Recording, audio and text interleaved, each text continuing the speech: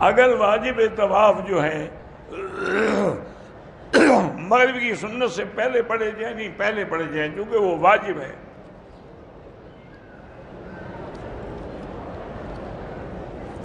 اگر کسی دوست نے ہمیں ہدیہ دیا ہے لیکن ہمیں معلوم ہے کہ اس کی کمائی حرام ہے، بہرحال ایسی چیزوں سے بچیں، ورنہ اس سے لے کے کسی غریب کو دے دیں.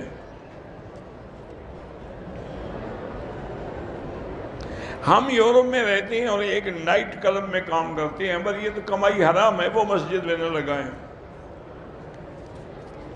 کمر میں درد ہے تو زمزم پی کے دعا کریں.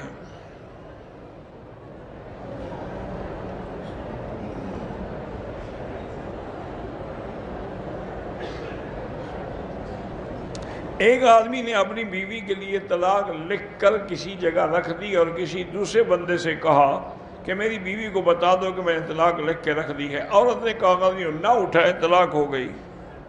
اس نے تو طلاق دے دی ہے نا. اگر ہم قرآن پڑھ رہے ہیں یا نماز پڑھ رہے ہیں اور چھینک آ جائے تو الحمدللہ نہیں کہنا. مسجد کی بجلی استعمال کر سکتے ہیں، ان کو باقاعدہ بل دیں. ایک مدرسے میں کسی نے قالین دیا ہے، بہرحال اس میں آپ کی نماز تو ہو جائے گی نا، اس نے مسجد کو ہدیہ کیا ہے. اگر اس کی حرام کی کمائی ہے تو خود گناہ گار ہے. دین اسلام کی باتیں یاد نہیں رہتی، دین والوں کے ساتھ رہا کرو اور دینی کتابوں کا مطالعہ کیا کرو. مسجد عائشہ کی عمرے سے طواف زیادہ کرے وہ افضل ہے.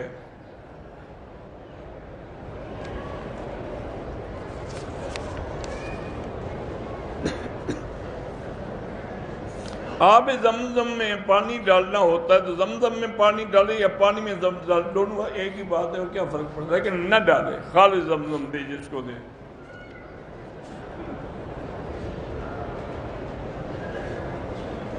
میں اسپین سے آیا ہوں، مجھے کئی سالوں سے سانس کی تکلیف ہے، اللہ شفا عطا فرمائے.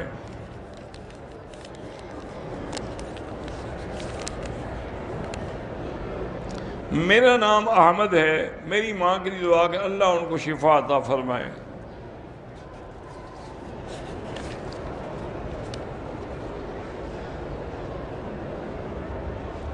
میت کو غسل دیتے وقت کافی لوگ میت کے پاؤں قبلے کی طرف کرتے ہیں، وہ ضروری نہیں ہے، لیکن جب جنازہ آتا ہے تو ایسے ہوتا ہے تاکہ اس کو کھڑا کیا جائے تو اس کا رخ کعبے کی طرف ہو.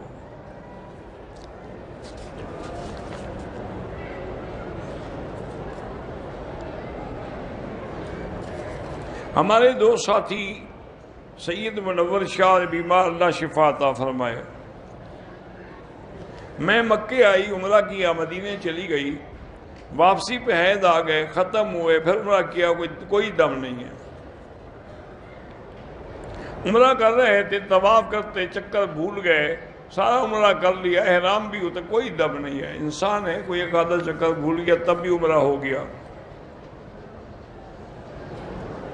ساس اور سسر اپنی بہو کے ساتھ عمرے کے لیے آئے ہیں، تینوں ایک کمرے میں رہ سکتے ہیں، ساس بھی ان کی ماں کے برابر ہے اور سسر بھی باپ کے برابر ہے، رہ سکتے ہیں. میں نے احرام کی حالت میں جہاز کے حمام میں گیا، وہاں خوشبو لگا، مجھے پتہ نہیں تھا احرام کی حالت میں خوشبو لگانا ہے یا نہیں. بہرحال دم تو نہیں پڑتی، لیکن کچھ نہ کچھ صدقہ خیرات کر 10-20 ریال.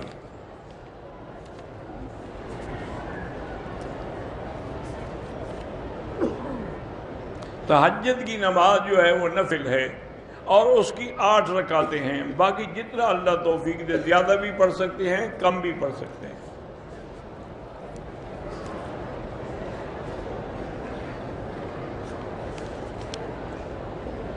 میرے بیٹے کو میری سوکن نے مجھ سے لے لیا ہے، وہ اس خیال نہیں رکھتی.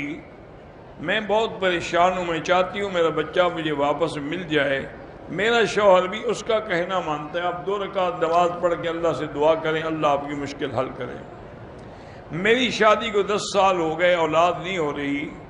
میڈیکل کا مسئلہ ہے، بہرحال دوائی فائدہ نہیں دیتی، وظیفہ اس کے لیے یہی ہے رب لا تذرنی فردا وانت خیر الوارثین۔